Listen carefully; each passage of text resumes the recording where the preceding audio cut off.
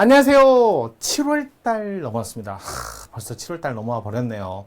자, 7월 1일 월요일 매일매일 습관처럼 매일 행정법 정인영과 함께 하겠습니다. 자, 날씨도 덥고 갑자기 또 비도 오고 예상치 못하게 이런 기후변화 너무 심각한 것 같지만 그래도 어떻게 해요? 맞춰 살아가야죠. 자, 인간은 적응의 동물입니다. 가장 적응을 잘한다고 들었으니까 한번 잘 적응해 보자고요. 더운 날씨 고생하시는데요. 그래도 하루에 할 건 꼭 지켜 갑시다. 우리 아시죠? 그거. Just do it.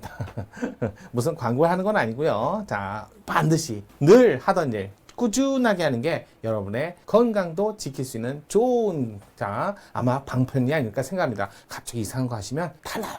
자, 그럼 오늘도 이상한 거 하지 말고요. 매일 행정법 가봅시다.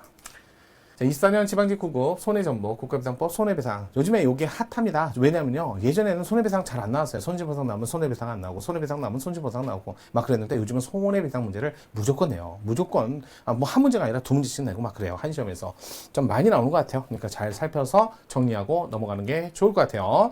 자, 위법한 직무집행 행위로 인한 손해배상 이거 뭐예요? 2조 요 문제죠. 국가배상법 2조. 자, 그러면 국가배상법 2조를 좀 자세히 들어가 보도록 할게요.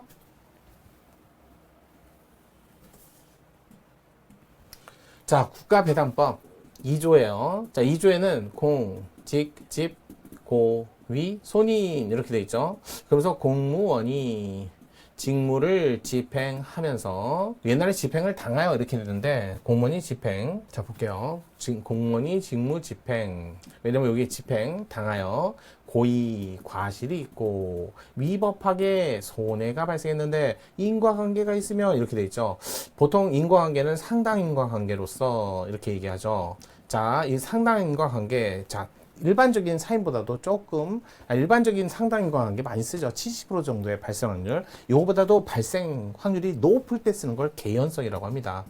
자, 개연성, 상당 인과관계 이 모든 걸 누가 입증한다? 피해자가 입증을 해야 되는데 피해자 입증인데 억울하지만 그런데 개연성이 인정되는 영역에 가면 이건 오히려 가해자가 입증을 해야 돼요. 입증을 해서 그래서 입증하는 자가 바뀌었죠. 그래서 개연성 그러면 입증 책임이 전환된다. 어디서 쓰냐면 이거 환경하고 또는 교통사고 같은 교통 영역에서 주로 이런 일이 개연성을 많이 써요. 그런 거 아니라면 그냥 일반적으로 상당 인과관계 70% 발생 확률 입증해야 돼요. 자, 손해는요 생명, 신체, 재산상 다 돼요. 이건 양도압류 가능하고요. 안 돼요. 양도압류 가능하고요. 이건 가능하고요. 그래서 생명시체는 치료비. 치료비를 양도하면 어떡합니까? 하지만 재산적, 이거 원상복구, 원상회복을 위한 비용이에요. 그러니까 이거는 원주인에게 주면 되죠. 그렇게 생각하시면 돼요. 뭐 솔직히 말해서 손해인과관계에서 나올 게 많이 없어요. 특히 인과관계에서 뭐가 나오냐면 이거죠. 당의 인과관계는 직무에 뭐가 있을 때 인과관계가 있는다. 인과관계, 직무에 오로지 공익만 또는 내부에서 사무 처리 이런 말 나오면 인과관계를 따질 필요가 없어요. 직무가 이렇다면. 근데 직무에 공익과 더불어 이런 얘기를 하죠. 더불어, 부수적으로 또는 전적으로 이렇게 표현을 해요. 뭐가 포함된다?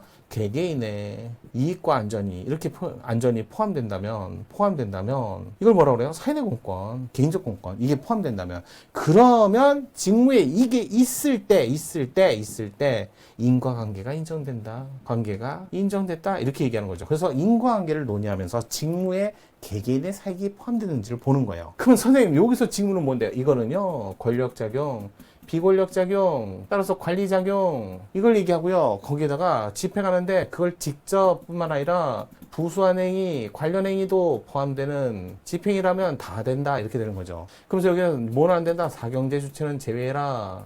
주체로서 활동은 제외 이렇게 나온 거지. 그래서 저 직무 얘기할 때하고 인과관계 직무 얘기할 때는 좀 다르다는 거예요. 저 직무는 권력 비권력으로서 사경제 주체 활동을 제외하고 그래서 집행이라는 건 그 직무를 직접 하는 것뿐만 아니라 관련해서 부수한 행위도 포함된다 이렇게 되는 거고요. 공무원은 객관적 외형적으로 따지기 때문에 주관적 의사, 직무 집행 이것도 또 요거 주관적 의사는 공무원의 주관적 의사는 고려되지 않는다. 여기서 나오는 거고 공무원은 객관적 외형적으로만 따지고 또 실제로 행위한 공무원을 지정 안 해도 되고 행위 공무원을 이거 지정 안 해도 돼요. 찾지 않아도 돼요. 그럼 최루탄 사건에서도 그렇고 객관적 외형설 이렇게 얘기하잖아요. 그 사람이 진짜 권한이 있는지 없는지 권한 유무 따지지 않으니까 일시적으로 사무를 집행하는 공무수탁 사인 다 되죠.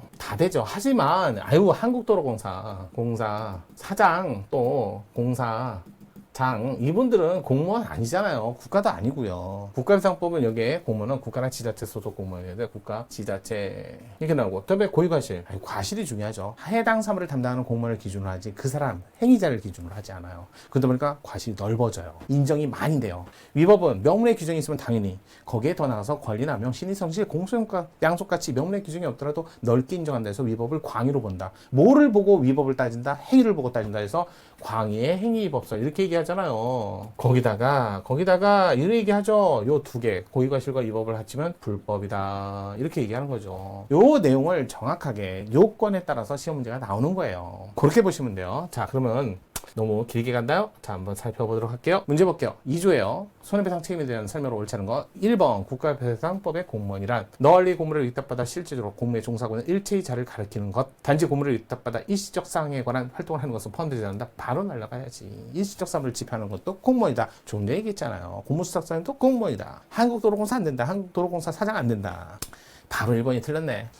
자, 이번 국가배상법이 정한 배상청구권의 요건이 공무원의 직무, 권력작용, 행정지도 같은 비권력작용, 관리작용도 포함되지만 사경제 활동은 제외. 3번 어떠한 행정처분이 후에 항고소송 위법한 것으로 취소되었다. 취소는 공익을 고려해서 비교 교량해서 제거. 어디에도 고의과실을 얘기한 적이 없죠. 따라서 항고소송에서 취소됐다 해서 위법은 있을지라도 고의과실은 없으니까 불법이라고 얘기하면 안 되고 공무원의 고의과실이 인정된다 그러면 안 되죠. 공무원의 고의과실이 불법행위로 구성한다고 단정할 수 없다. 맞죠. 고의과실이 없으니까 불법행위가 안 되죠. 위법만은 인정될 수 있을지 몰라. 맞는 질문 4번 헌법상 과잉금지 원칙 내지 비원칙을 위반해서 일반 원칙을 위반해도 위법이 된다는 거. 왜? 권리남용, 신의성실, 공소양속도 위법의 범위를 잡을 수 있는 광의 행위법설. 공무원의 기본권 침해, 국가작용, 국가배상 책임에 있어서 법령 위반, 가행기 위법한 행위 됩니다. 맞습니다. 정답 1번. 자, 그래서 오늘 7월달 시작하는 첫날부터 깔끔하고 정리 잘하고 암기 열심히 하고 매일매일 습관처럼 정인영이었습니다.